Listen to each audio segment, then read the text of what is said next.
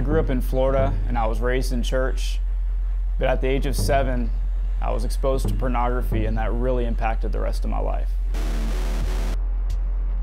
It wasn't even a year later, I met a boy, we became friends, and he was into satanic music and Ouija boards, hypnotism. We ended up experimenting sexually, and it really opened up the door to darkness in my life. When I was 11 years old, my parents sat me down and announced that they were getting divorced, and I was devastated by it. And it wasn't long after I walked into a friend's house and he had some music on, and I was instantly captivated. It was pulling me in. I said, "What is this?" And he told me it was Marilyn Manson's album Antichrist Superstar. And I immediately thrust myself into that gothic lifestyle. The music had a hatred, an anger, a depression, something there that I fed on, and it became an addiction to me. It was so captivating to me. It drew me into a lifestyle unlike anything I'd experienced before. I started carving satanic images into my body. I studied Satanism and witchcraft. And to emulate my favorite bands, I even took it as far as cross-dressing in school. I'd wear makeup, and people would just push me around the hallway. They'd bully me, call me names, and just picked on me for the way that I looked.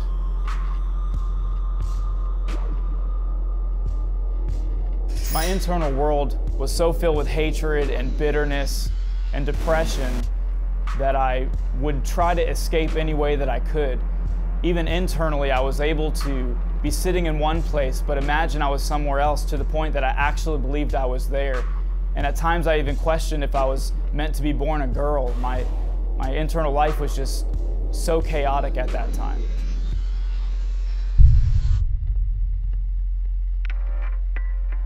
The pain of rejection that I felt turned into a bitter, violent hatred internally, and I hated people so much I began to fantasize about what it would be like to kill and torture them, even fantasized about bringing a gun to school and shooting people.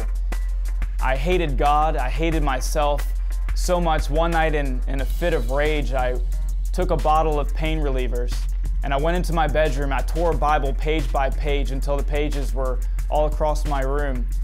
I went to bed that night, woke up vomiting, was rushed to the hospital, but thank God He spared my life that day. That night was a real wake-up call for me, and I realized I needed to change. And so what I did is I began wearing normal clothes, I cut my hair, and I was immediately accepted into the popular crowd. I started listening to hip-hop music and doing more drugs, and the people who had picked on me the previous years, now they saw a brand new Dustin, and I became popular almost overnight. When I started abusing cocaine, in a very short time my life spiraled completely out of control. I ended up in a teen challenge facility, and after about a month, one night in the chapel, I was all alone, and I really just cried out to Jesus. I said, I don't know if you're real, but if you're real, you need to show yourself to me. And from that night forward, all I can say is it was a radical change in my life. Everything changed almost overnight. I loved to worship, and I spent time with Jesus every moment I could. I would read the Bible hours into the night, and I just loved God with all my heart. I was on fire for Jesus for about a year, and I went and entered Bible college. I met the girl of my dreams, and we got married, and we had great plans for ministry. But then one day, I opened up the door to pornography, and that compromise led me back to my old lifestyle of drugs and alcohol, and I began living a double life. After graduating college, the time came for me to apply for my preaching credentials. And when I met with the leaders of my denomination, it really brought me to a crossroads internally.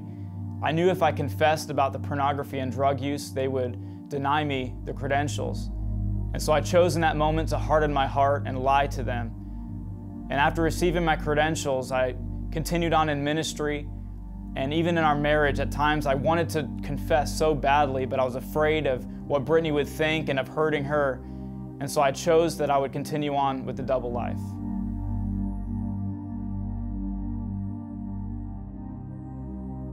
During this time, I began writing Christian hip-hop music, which was something I developed a love for back in high school, but this time I decided to use it for the Lord. And I had opportunities to travel around the state of Florida and rap at youth groups and different events, and I really believed it was God's dream for me to make it big in the Christian music industry. A year and a half after graduating Bible school, we were accepted to go assist missionaries overseas in Macedonia. I really hoped this was going to be a clean break from my life, but in spite of doing ministry and being in a foreign country, once again, pornography and drugs became an issue. I was really bitter at God because I didn't see the music career going where I thought it was going to go, and I even opened up the door in my bitterness to the satanic music of my past.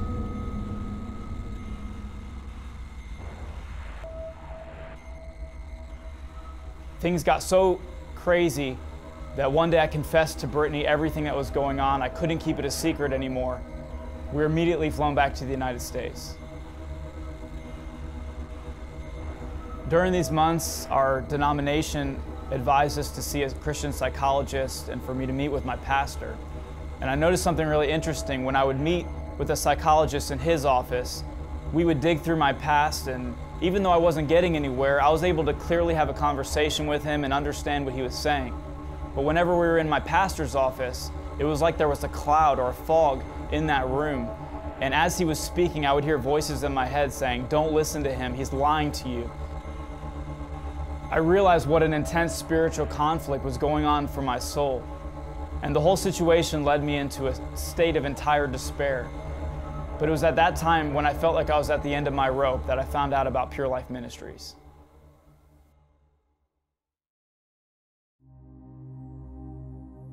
When I arrived at Pure Life in April of 2011, one of the counselors looked at me and said, "I look like a dead man."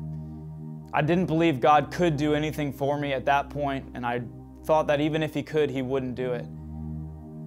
God brought me in the next few months through an intense breaking down process where He revealed to me my heart. He showed me my spiritual pride, my selfishness, how my life completely revolved around me. And I came to a place where I felt like I couldn't take the pressure of seeing my heart anymore. It was at that time I realized I really had to get right with God. And I spent a week in the chapel seeking Him, and during that week, it was like the Lord lavished His love on me. It was like He said to me, "Now that you see your heart, and now that you see what you're like, I want you to know that the relationship is still available to you." And I realized at that time that God knew from the very beginning what He was getting into when He called me, and yet He was still there for me. And that was the turning point when I really surrendered my life fully to Him and gave up the double life and chose to live only for Jesus.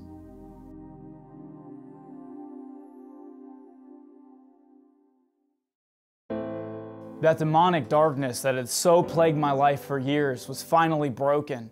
And one example of that is the satanic music had always played through my mind, almost like a jukebox, night and day. And I found myself finally free from it, the chains completely broken off my life. And I can't describe how much gratitude is in my heart for the Lord for what He's done for me in my life and my marriage.